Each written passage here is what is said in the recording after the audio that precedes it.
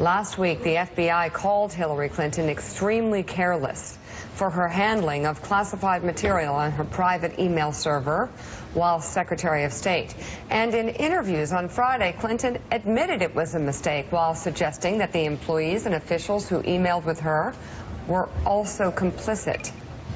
I think there are about 300 people in the government, mostly in the State Department, but in other high positions in the government with whom I emailed over the course of 4 years.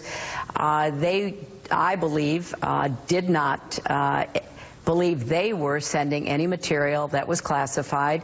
They were pursuing their responsibilities. I do not think they were careless, and as I have said many times, I certainly did not believe that I received or sent any material that was classified, and indeed any of the documents that have been referred to I think were not marked or were marked inaccurately, as has now been clarified.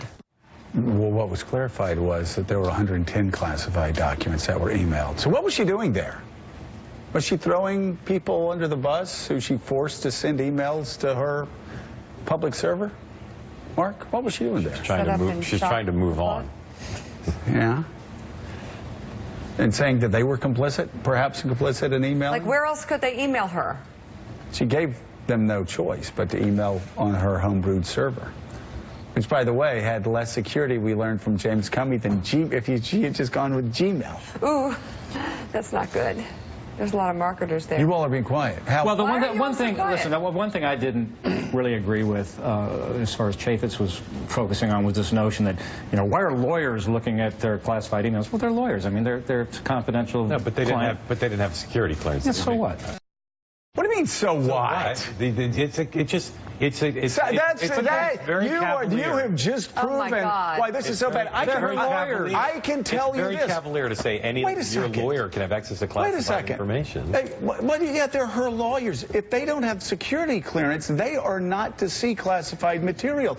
If I had a lawyer when I was on Armed Services Committee and had information, top secret information about Al-Qaeda, I couldn't give that to a lawyer without any classified information, or I would be, like, indicted. Well, I'm just not concerned that her lawyers are going to turn around and talk to North Korea, okay? But now here's the thing that I think is the problem.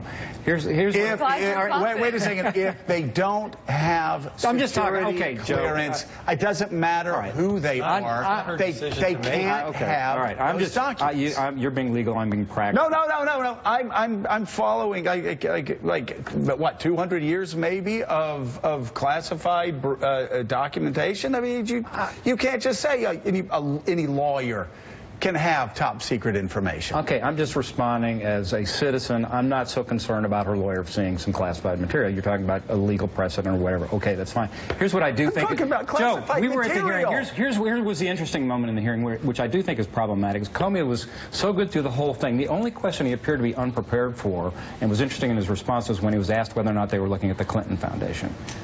And there was kind of a moment there where, he didn't just say, it's not our practice not to speak. He said, I can't answer that. Right. There was kind of a moment that was like, that's interesting. Mark? Well, you're supposed to say that, whether there's an investigation or not. Look, she was cavalier about two things. She was cavalier about the handling of classified information and about the Freedom of Information Act. So with regard to her lawyers, they did two things that I think, again, just show her attitude about how cavalier she was. One, she let people without classified clearance look at classified information. And two, they claimed definitively that the lawyers had read all 60,000 emails, carefully make sure that all work-related emails were turned over. Then it was determined when she talked to the FBI that they didn't read them. They looked at headers and they did searches, but they didn't spend the time, as the FBI did, reading every one. Therefore, she did not make certain, even at that late date, after this had already become an issue, that the public had access to every government-related email. And what's the issue with the Clinton Foundation? Why do you think that's interesting? I don't know. I just made it appear like maybe they are looking at that. Well, like why? I don't know. I don't know. Why would they be looking at the Clinton Foundation? What would be a reason why? I don't know. I mean, but it made it appear like there's something in the Clinton Foundation, or somehow it intersects with this in a way that has gotten their interest. I have no idea. What Republicans would say is that people gave money to the foundation and then got special treatment from the State Department. Yeah, that's what Republicans. Also, some journalists would say the same thing. Some journalists. Ron Fournier, I don't think, is a registered Republican.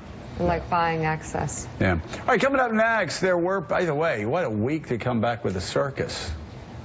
It's a circus out there. There were peaceful protests last night in Epic, Memphis. tragic, historic. Yeah.